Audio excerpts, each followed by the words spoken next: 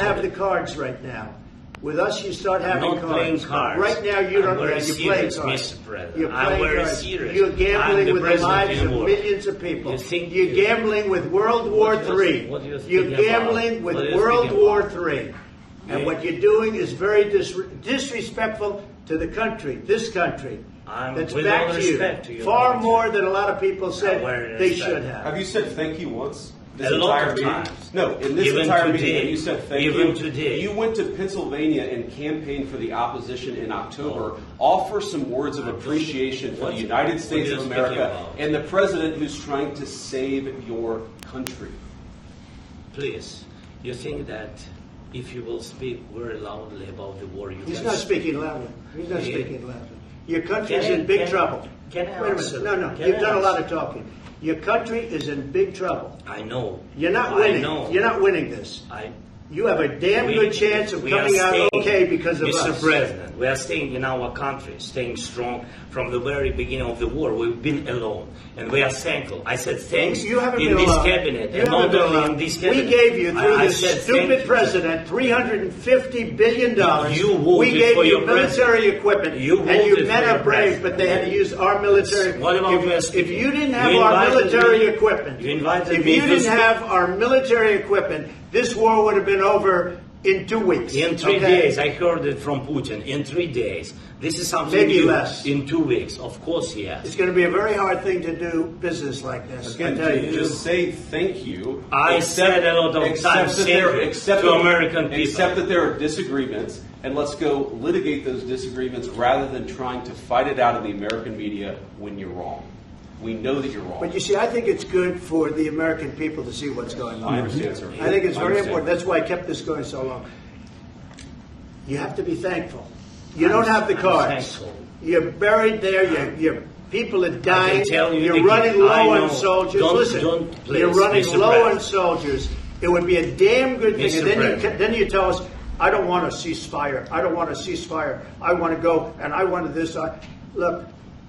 If you could get a ceasefire right now, I tell you, you'd take it so the bullets stop flying and your men stop getting killed. Of course, we want to stop the war. But you're saying you don't want a ceasefire. But I said to you, I want a ceasefire. With guarantees. Because you'll get a ceasefire faster than an agreement. Ask our people about ceasefire, what they think. That wasn't with me. That wasn't with me. That was with a guy named Biden, who was not a smart person. That was with Obama. It was your president. Excuse me. That was with Obama, who gave you sheets, and I gave you javelins. Yes. I gave you the javelins to take out all those tanks. Obama gave you sheets. In fact, the statement is, Obama gave sheets and Trump gave javelins. You got to be more thankful, because let me tell you, you don't have the cards. With us, you have the cards. But without us, you don't have any cards. One more question to Mr. Vice President. I'm sorry. It's going to be a tough deal to make because the attitudes have to change. What if Russia breaks ceasefire? What if Russia breaks peace talks? What do we do then? I understand that it's a heated conversation right now. What are you saying? She's asking what if Russia breaks the ceasefire? What if anything? What if a bomb drops on your head right now?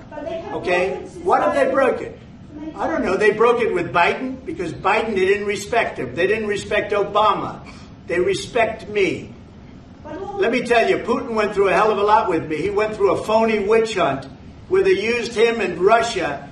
Russia. You ever hear of that deal? That was a phony Hunter Biden, Joe Biden scam. Hillary Clinton, Shifty Adam Schiff. It was a Democrat scam. And he had to go through that. And he did go through it. We didn't end up in a war. And he went through it. He was accused of all that stuff. He had nothing to do with it. It came out of Hunter Biden's bathroom. It came out of Hunter Biden's bedroom. It was disgusting. And then they said, oh, the laptop from hell was made by Russia. The 51 agents. The whole thing was a scam. And he had to put up with that. He was being accused of all that stuff. All I can say is this. He might have broken deals with Obama and Bush, and he might have broken them with Biden. He did, maybe. Maybe he didn't. I don't know what happened. But he didn't break them with me. He wants to make a deal. I don't know if he can make a deal. The problem is I've empowered you to be a tough guy. And I don't think you'd be a tough guy without the United States. And your people are very brave. But you're either going to make a deal or we're out. And if we're out, you'll fight it out. I don't think it's going to be pretty, but you'll fight it out. But you don't have the cards. But once we sign that deal, you're in a much better position. But you're not acting at all thankful. And that's not a nice thing. I'll be honest, that's not a nice thing. All right, I think we've seen enough. What do you think? What's this negotiation? This is going to be great television, I will say that. We'll see what we can do about putting it together. Thank you, sir. I know this is